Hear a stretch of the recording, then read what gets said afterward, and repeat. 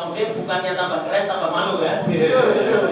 Jadi teman-teman saya tuh merasa minder kalau lulusan ekonomi, padahal ternyata beberapa pun sudah berhasil gitu, walaupun tidak terekspos. Jadi sejauh mana Ecopin ini bisa Jadi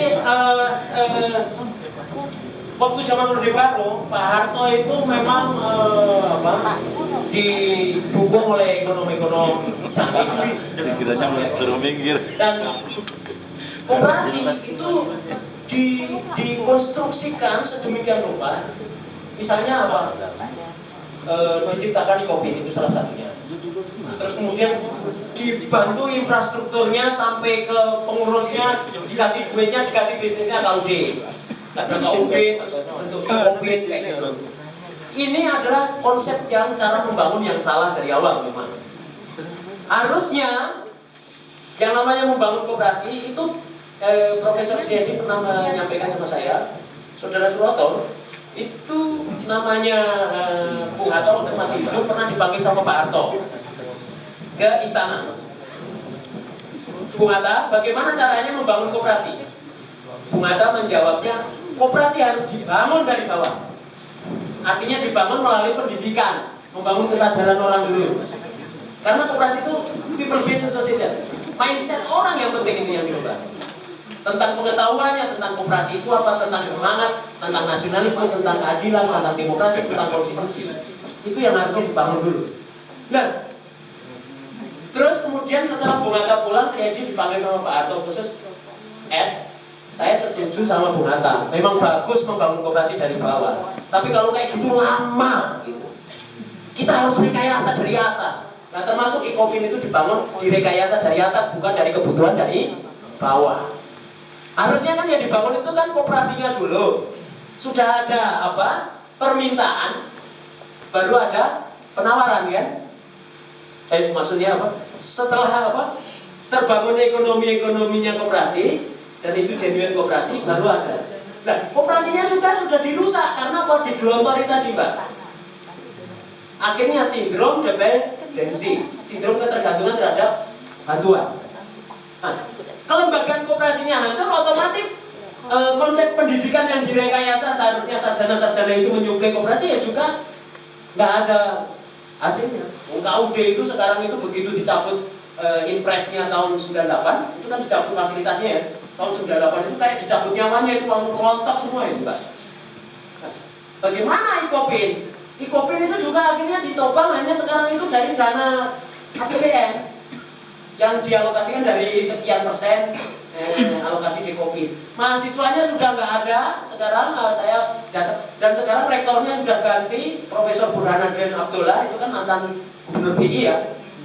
Oh, itu juga ternyata tidak membuat kampus itu meningkat karena memang harusnya direkayasa dari kelembagaan koperasinya secara serius.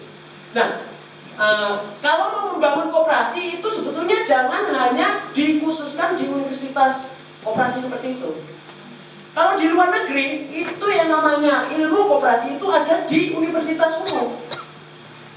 Contohnya, itu di Saskatchewan, di Kanada. Itu mentor saya, kebetulan itu almarhum Profesor Ian McPherson itu dia membuat pusat kajian jadi koperasi itu menjadi pusat kajian khusus di Fakultas Humaniora, Sosial Humaniora. Terus dikaji apanya? Sejarahnya, sejarah koperasi, sejarah pemikirannya. Jadi banyak orang yang tertarik.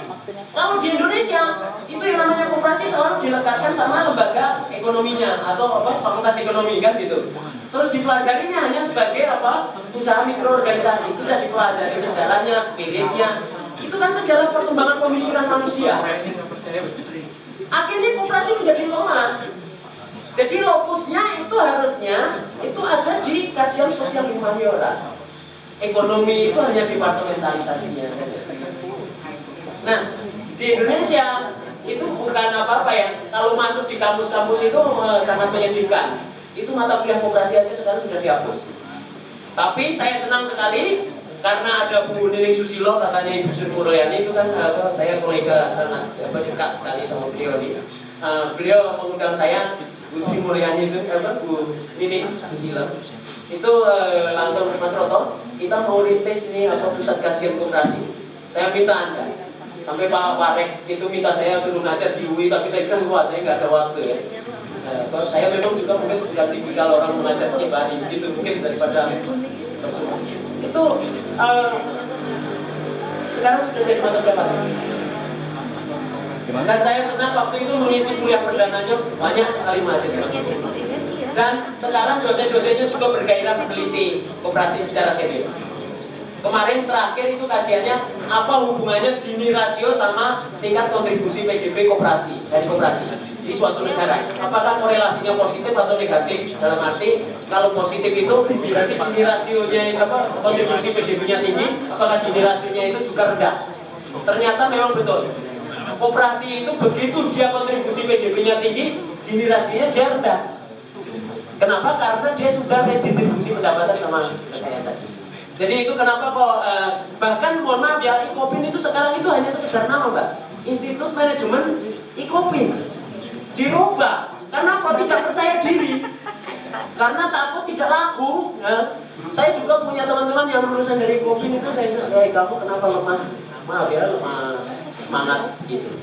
Saya bukan lulusan Icopin tapi saya punya semangat koperasi. Gitu, Mbak.